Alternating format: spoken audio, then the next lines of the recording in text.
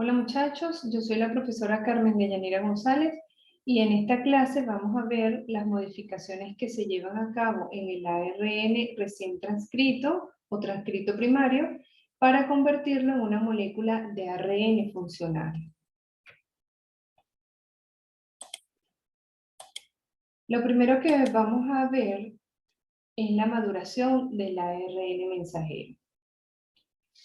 Una vez que se ha terminado la transcripción, vamos a activar el puntero. Una vez que se ha terminado la transcripción del ADN, el ARN mensajero que se obtiene se denomina transcrito primario porque en la mayoría de los casos es un ARN que no es funcional. Recordemos que el transcrito primario es un ARN mensajero que contiene secuencias intrones y exones, y este transcrito primario va a sufrir una serie de modificaciones que están acá enumeradas, nombradas, que consiste en la adición de un grupo químico en el extremo 5' denominado capping, en la remoción o eliminación de los intrones denominado RNA splicing, y en la adición de una cola de adeninas o cola poli-A en el extremo 3'. Todas estas modificaciones constituyen entonces lo que conocemos como el proceso de maduración del ARN mensajero. Una vez que se han dado las modificaciones y tenemos entonces una molécula madura, este ARN mensajero puede ser exportado del núcleo hacia el citosol. Y en el citosol entonces va a dirigir o va a ser traducido para que se lleve a cabo la síntesis de proteínas. Es importante señalar acá que los ARN ribosomales y los ARN de transferencias también requieren un procesamiento, pero es diferente entre organismos procariotas y eucariotas, ¿no? Aunque en ambos tipos de organismos tiene que haber el procesamiento. Mientras que en el mensajero solamente las modificaciones se realizan en organismos eucariotas. Entonces, la primera modificación se realiza poco después de haberse iniciado la transcripción y va a consistir en la adición de un grupo químico denominado 7-metilguanosina. ¿Okay? Este grupo se incorpora a través de un enlace 5'5' al extremo 5' de la cadena de RNA mensajero. Esta modificación va a proteger al mensajero de enzimas con actividad de ribonucleasa que pueden cortar ribonucleótidos y por lo tanto dañar la secuencia del mensajero. También va a participar en la unión del mensajero al ribosoma, ya que lo estabiliza y entonces permite que se posicione de la manera adecuada para ser traducido a proteína. Esta adición del casquete 5' se lleva a cabo a través de una secuencia de pasos enzimáticos que están acá, con la participación de una fosfohidrolasa y varias enzimas transferasas. En esta imagen les muestro acá que apenas comienza, ¿verdad?, la transcripción del mensajero, se incorpora el 7-metilguanosina al extremo 5' del mensajero naciente. Además del casquete 5', ocurre también la adición de una cola poli-A. Una cola de varias adeninas, ¿ok? Aproximadamente entre 40 y 200 nucleótidos de adenina. Esta cadena de adenina que se va a incorporar no es transcrita desde el ADN, sino que se añade en este proceso, ¿ok? Esta poliadenilación se lleva a cabo en el núcleo a través de una enzima que se denomina poliadenilato polimerasa. Y esta enzima utiliza ATP como fuente de energía. El mensajero, entonces, se transcribe, digamos, más allá del sitio donde debe añadirse la cola poli-A y tiene una secuencia marcadora que señala el sitio de corte y adición de la cola poli-A. A esta secuencia se une un complejo enzimático que está acá sombreado en color gris. ¿Okay? Este complejo tiene actividad de endonucleasas y tiene actividad de poliadenilato polimerasa. Este complejo entonces, unido a la secuencia marcadora, corta al mensajero corriente abajo de la secuencia marcadora, hacia este lado. Se genera un extremo 3' libre, ¿ok? Donde inmediatamente se van a añadir entonces los residuos de adenina por la enzima poliadenilato polimerasa. Okay. Por otra parte también, entonces, ahora lo que va a ocurrir es el corte y empalme de intrones y exones, también denominado splicing del RNA. Okay. En la mayoría de los genes, este proceso de modificación ocurre por acción de un gran complejo proteico denominado spliceosoma. Vamos a ver acá en qué consiste el spliceosoma. Este complejo está formado por ribonucleoproteínas nucleares pequeñas denominadas U1, U2, U4, U5 y U6. Estas ribonucleoproteínas contienen ARN en su constitución, ¿ok? Y mediante este ARN, las ribonucleoproteínas pueden reconocer al intrón que está aquí representado en amarillo, mediante complementariedad de bases. Entonces, tenemos acá un ARN mensajero, ¿ok? Las secuencias de los exones están indicadas en color verde y la secuencia del intrón está indicada en color amarillo. Estas secuencias GU y AG indican el comienzo y el final del intrón.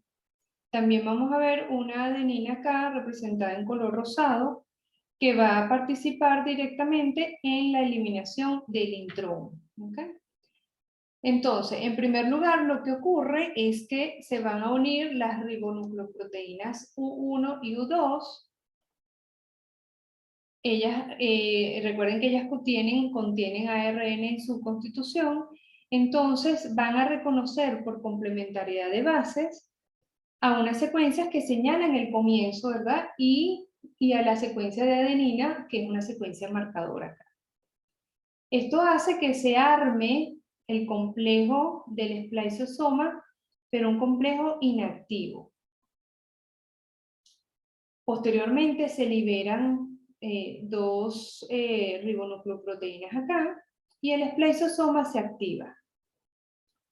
Al activarse el spliceosoma, lo que ocurre es que la adenina va a ejercer un ataque nucleofílico en el sitio de corte 5' del intrón y se forma una estructura de lazo, ¿okay? Que lo vemos mejor acá.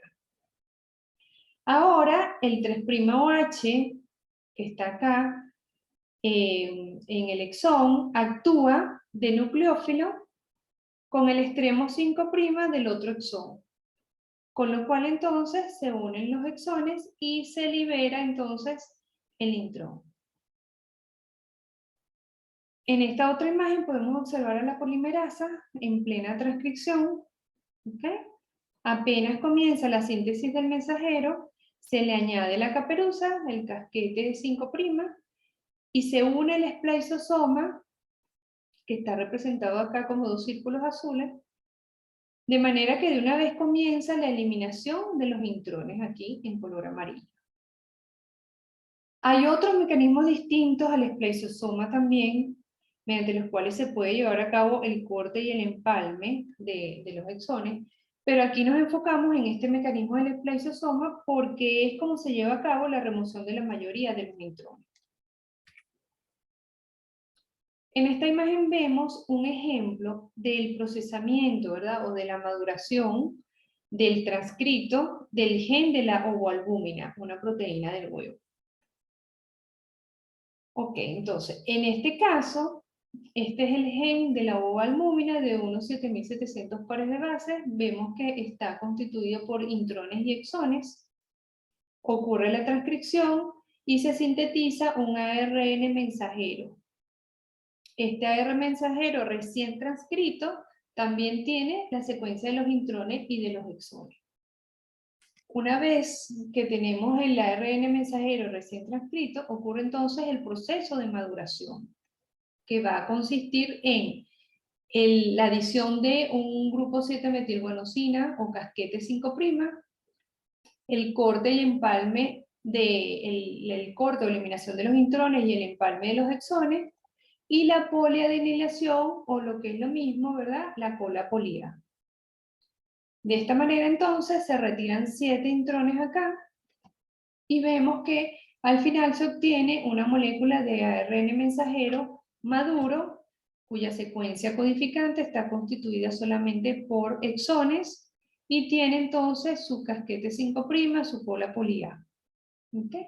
Fíjense que el ARN mensajero maduro es mucho más pequeño, obviamente, que el ARN mensajero transcrito primario o recién transcrito. Este corte y empalme, denominado también splicing, puede ser alternativo. ¿Qué significa que sea alternativo? Es decir, se pueden obtener diferentes combinaciones de los exones de un mismo gen. En este caso, por ejemplo, tenemos una combinación de los 3 exones para dar entonces este producto, exón 1, 2 y 3, pero también puede ocurrir que haya una combinación distinta y tengamos entonces un producto donde tenemos solamente el exón 1 y el exón 3. De esta manera, el splicing alternativo aumenta la diversidad genética del genoma sin el aumento del número total de genes. O sea, a partir de un solo gen se pueden obtener entonces distintos productos. Los ARN de transferencia también sufren un proceso de maduración. Aquí vemos el transcrito primario de un ARN de transferencia. ¿Ok?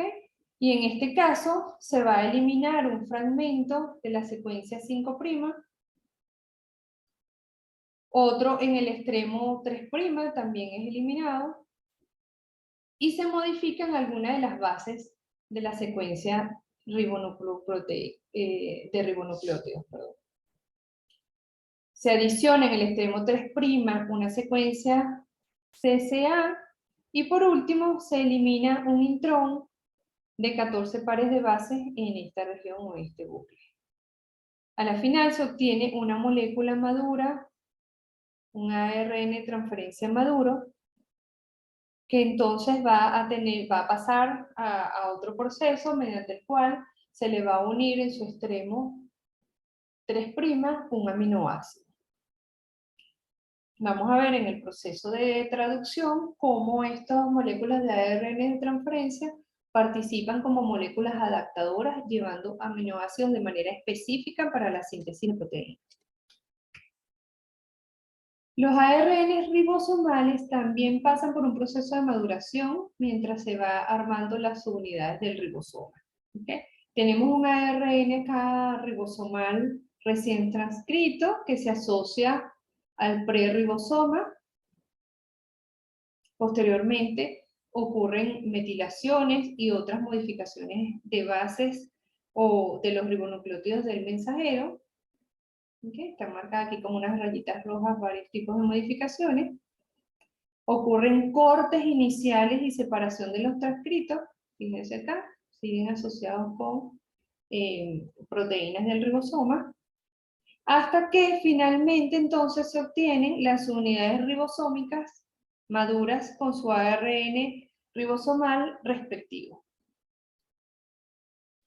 Hasta aquí hemos visto que los ARN mensajeros se transcriben como moléculas inmaduras, no funcionales, que deben ser entonces procesadas o modificadas para que se conviertan en moléculas funcionales. En el caso del mensajero, después de las modificaciones de sus extremos y la eliminación de los intrones, se obtiene, ¿verdad?, un ARN mensajero maduro. Queda listo para que la información que codifica sea traducida entonces al lenguaje de aminoácidos y se dé entonces la síntesis de proteína. Hasta aquí tenemos la clase. Espero que les sea útil para estudiar.